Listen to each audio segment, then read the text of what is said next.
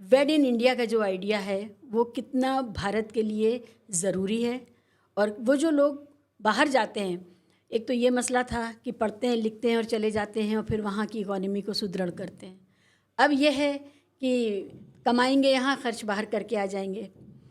तो इसके लिए आपको क्या लगता है, वेड इन इंडिया वायबल है या जिस तरह की ग्लोबल इकोनॉमी है उसमें अब इन नारों की कोई अहमियत नहीं रह गई?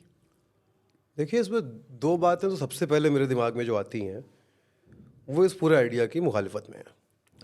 उसकी वजह यह है कि एक ये कि हमारे जो फोर फादर्स थे जिन्होंने मुल्क बनाया, और हम अगर गांधी को लेकर आ जाएं, और फिर दूसरे नंबर पे हम अम्बेडकर को ले आएं, और तीसरे नंबर पे हम ज्योतिबा फुले से लेकर के और किसी को भी रख सकते हैं कहीं भी।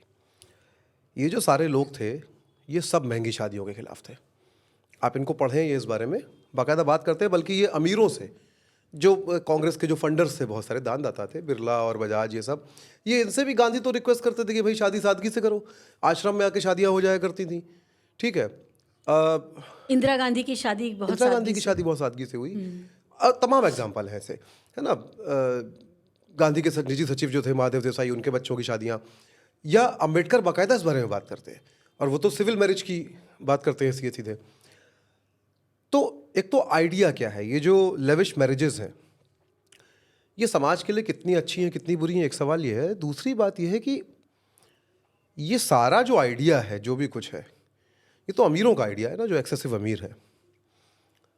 बाकी का क्या है? और मुझे लगता है कि बहुत इधर पिछले अगर हम 20 साल देखें, 2 दशक, तो सिनेमा का जो असर है एक तो, यानी कि एक पूरा एरा आया जहाँ पे वो करण जौहरिश फिल्में जो थी पूरी, जिनमें बड़ी बड़ी शादियाँ थीं, महंगी महंगी।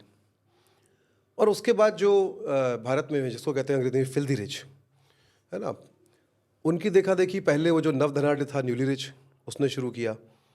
पहले सैनिक फार्म्स में शादियाँ शुरू हुई, फिर छतरपुर के फार्म्स में शादियाँ हुई, उसके बाद कोई शहर से बाहर जाने लगा, और फिर धीरे धीरे विदेश जाने लगे। और ये देखते देखते देखते देखते जिसको हम डेस्टिनेशन वेडिंग का आइडिया कह रहे हैं, मैं हाल में ऐसे लोगों से मिला हूँ जिन्होंने अपनी हैसियत से कहीं आगे जाके, इसलिए कि जो समाज की रैट रेस है, और उस रैट रेस में ये भी नहीं कि कोई नौकरी मिल जाएगी। एक रैट रेस तो होती है ना कि नंबर एग्जाम में लाओ तो नौकरी मिलेगी अच्छी, यहाँ ये भी नहीं है, कुछ नहीं मिल रहा है।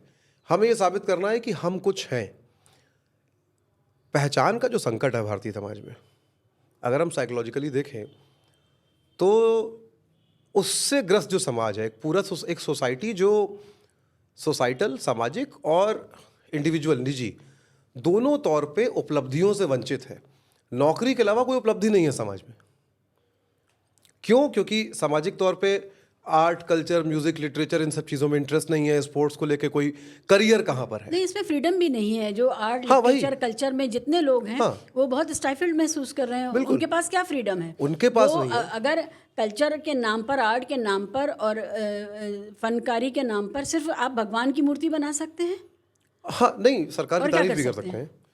हाँ, सरकार आज ही कंटेंट क्रिएटर अवार्ड जो है अभी हाल ही में दिए जा रहे हैं। अच्छा। हाँ, भारत सरकार दे रही है।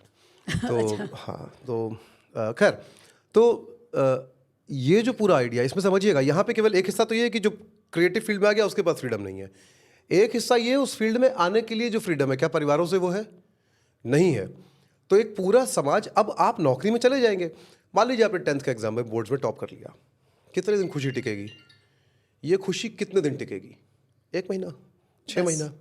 फिर 12वीं के एग्जाम आ जाएंगे, आपने उसमें भी टॉप कर लिया, 1 महीना, 1.5 महीना। अब प्रेशर है कि IIT निकालना है, बड़ी मुश्किल से करके निकाल लिया, ये उपलब्धि हो गई।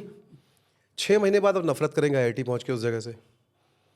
फिर आपने सपनों की नौकरी पा लेंगे, कितने दिन प्यार कर पाएंगे? 6 महीने में लगेगा अरे यार ढंग की नौकरी मिल जाए, यहाँ से भी छोड़ें।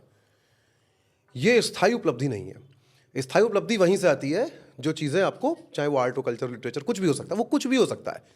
हो सकता है आपको दीवार पे जाके शेर लिखने में मजा आता हो, ये है नहीं।